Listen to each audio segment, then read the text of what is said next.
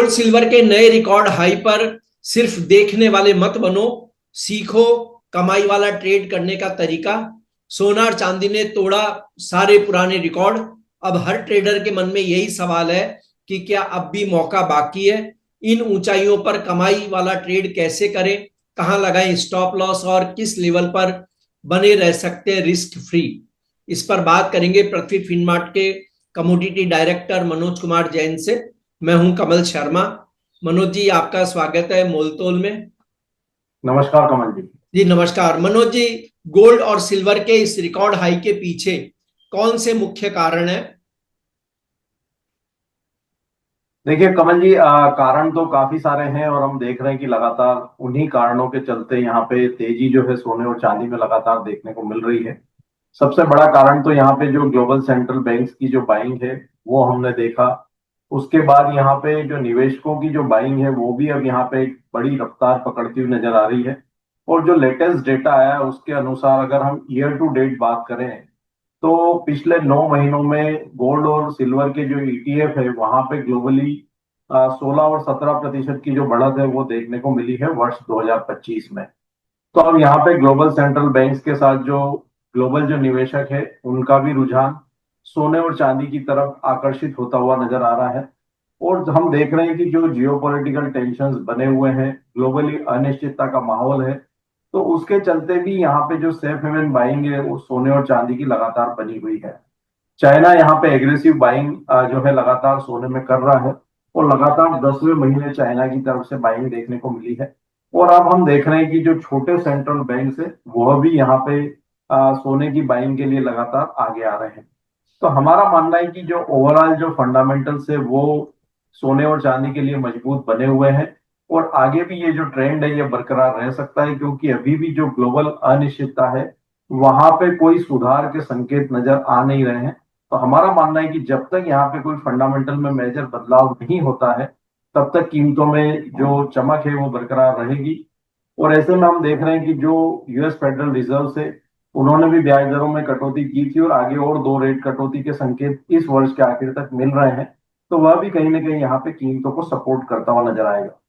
एक और जो बड़ा ट्रिगर यहाँ पे जो देखने को मिल रहा है कमल जी, हम देख रहे हैं कि यूएस डॉलर ने कल जैपनीज येन के सामने 150 के स्तर को तोड़ा था।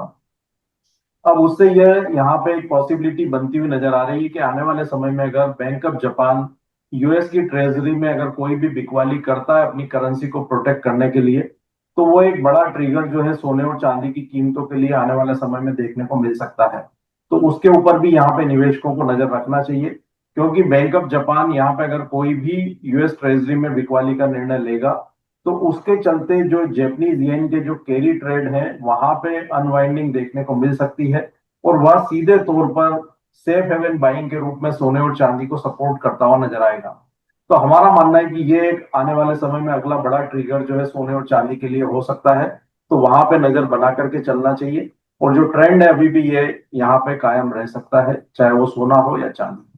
जी, तो मनोज जी, क्या अभी भी नई एंट्री लेना सुरक्षित है या मुनाफा बुक करना चाहिए? देखिए, जिन्होंने छोटे अवधि के लिए पैसा लगाया है तो वो यहाँ मुनाफा ले सकते हैं, लेकिन जो लंबी अवधि के निवेशक हैं वो बने रहें। अभी भी अगर हम देखें हिस्टोरिकली कमल जी, तो सोने का जो 1980 के दशक का जो बुल रन था वहां पे सोने ने लगभग 25 गुना रिटर्न निवेशकों को दिया था। 2011 में जो बुल रन आया था वहां पे सोने ने निचले स्तरों से लगभग 8 गुना रिटर्न दिया था। अभी जो तेजी की शुरुआत यहाँ पे सोने में हुई है 2021 के बाद, वहां पे हम देख रहे हैं कि निचले स्तरों से अगर $1,000 को अगर हम बेस माने तो अभी हम $4,000 तक का जो पड़ाव है वो पार करते हुए नजर आए हैं। तो निचले स्तरों से जो रैली शुरू हुई है वहां पे 4 गुना रिटर्न अभी निवेशकों के बने हैं। तो अगर हम कंजर्वेटिवली भी देखें तो 2011 के अगर रिटर्न्स जो बने थे 8 गुना, तो वहां पे सोने की कीमतें लगभग $8,000 तक के जो स्तर है उनको तय कर सकती है। हालांकि इसमें समय लगेगा, फास्ट नहीं होगा, लेकिन हमारा मानना है कि ये जो मोमेंटम है अगले 3 से 4 वर्ष सोने में जो है कंटिन्यू रह सकता है। और $4,000 के ऊपर कीमतें अगर सस्टेन होना स्टार्ट होगी तो जो अगला जो पड़ाव होगा वो 8,000 के डॉलर की ओर इंटरनेशनल मार्केट में जाता हुआ नजर आएगा। तो जो लंबी अवधि के निवेशक हैं वो सोने और चांदी में बने रह सकते हैं। चांदी में भी जो प्रीवियस आई है वो $50 के आसपास के थे। अगर हम वहाँ मल्टी डिकेड के जो ब्रेकआउट्स है वो चांदी की कीमतों में आते हुए देखेंगे तो वहां भी कीमतें जो है 65 और $75 तक जो है जाती हुई नजर आएगी। तो उस लिहाज से लंबी अवधि के निवेशकों को यहाँ पे सोने और चांदी के निवेश में बने रहने में कोई परेशानी नहीं है। नए जो निवेशक जो यहाँ पे इस रैली को मिस कर चुके हैं और अब यहाँ पे निवेश की योजना बना रहे हैं, तो जैसा कि हम आपके शोज में पहले भी कई बार कहते हुए आए हैं जी कि आप यहाँ पे एसआईपी के रूप में निवेश की शुरुआत करिए, ताकि कोई छोटे मोटे 2-5% के करेक्शन भी आएंगे तो वहां पे आपको नुकसान की संभावना नहीं होगी। और जब आप एसआईपी के रूप में निवेश करते हैं तो निचले स्तरों पर भी जो है आपको वहां पे यूनिट जो है अक्यूमुलेट होगी, तो आपका वहां कहीं ना कहीं एवरेजिंग रहेगी और लंबी अवधि में जो ट्रेंड है वो पॉजिटिव है। तो आने वाले समय में आपको वहां पे बेहतर रिटर्न्स की संभावनाएं बनी रहेगी। तो जो नहीं। नए निवेशक निवेश करना चाहते हैं वो एसआईपी का रूप यहाँ पे सोने और चांदी में निवेश के लिए अख्तियार कर सकते हैं। कमल जी, तो जैसा मनोज जी आपने कहा कि गोल्ड लंबी अवधि में $8,000 भी टच कर सकता है और सिल्वर 65 से $75। तो लेकिन फिलहाल की अगर हम बात करें तो टेक्निकल चार्ट है वो क्या संकेत दे रहे हैं? बुलिश बने रहने का या कोई करेक्शन का खतरा भी इंडिकेट कर रहे हैं? देखिए अगर सोने की मैं बात करूं कमल जी, तो साइकोलॉजिकली यहाँ पे $4,000 प्रति ट्राई आउंस इंटरनेशनल मार्केट में और भारतीय बाजारों में 1,21,000 एक टेक्निकल रेजिस्टेंस था जिसको मार्केट ने लगभग आज टेस्ट किया है। इंटरनेशनल मार्केट में कीमतें $4,000 के स्तर को एग्जैक्टली टेस्ट करती हुई नजर आई है और भारतीय बाजारों में भी लगभग 1,21,000 के स्तर तक कीमतें पहुंचती हुई नजर आई है। तो साइकोलॉजिकली ये एक टेक्निकल रेजिस्टेंस का लेवल है। तो जो ट्रेडर यहाँ पे नई पोजीशन लेने का सोच रहे हैं उनको थोड़ा सा वेट करना चाहिए। मेरा मानना है कि 3,920 से $3,930 इंटरनेशनल मार्केट में और भारतीय बाजारों में कहीं भी 1,18,500 से 1,18,000 फिर एक बार नई एंट्री के लिए अच्छे अवसर होंगे। इवन करेंसी के चलते अगर 1,19,000 के आसपास भी एंट्री करेंगे तो वहां पे कोई रिस्क नहीं रहेगी। तो फ्रेश एंट्री के लिए ट्रेडर्स को थोड़ा वेट करना चाहिए, लेकिन यहाँ पे शॉर्ट सेल कतई ना करें क्योंकि जिस तरह का मोमेंटम बना हुआ है शॉर्ट सेलिंग में हम देख रहे हैं कि बार बार यहाँ पे ट्रेडर्स जो है वो ट्रैप होते हुए नजर आ रहे हैं।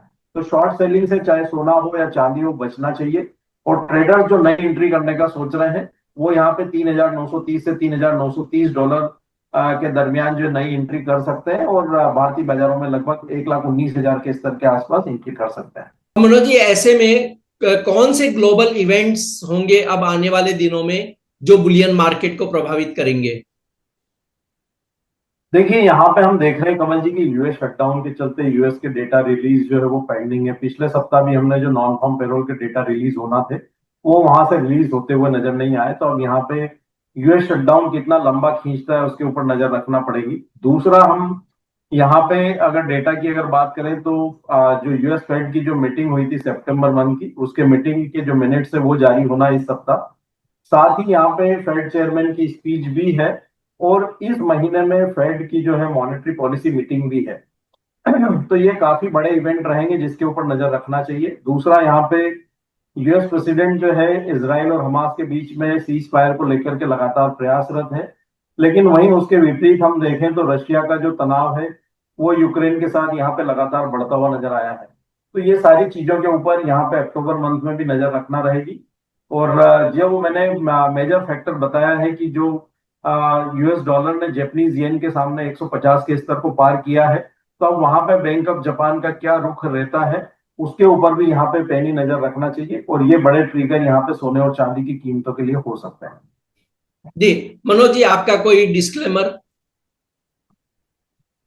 मेरा यहाँ पे सोने और चांदी में कोई फ्यूचर्स मार्केट में निवेश नहीं है, लेकिन हमारे क्लाइंट्स की इनमें पोजीशन हो सकती है। सोने और चांदी के ईटीएफ में जरूर मेरा एसआईपी के रूप में निवेश रहता है।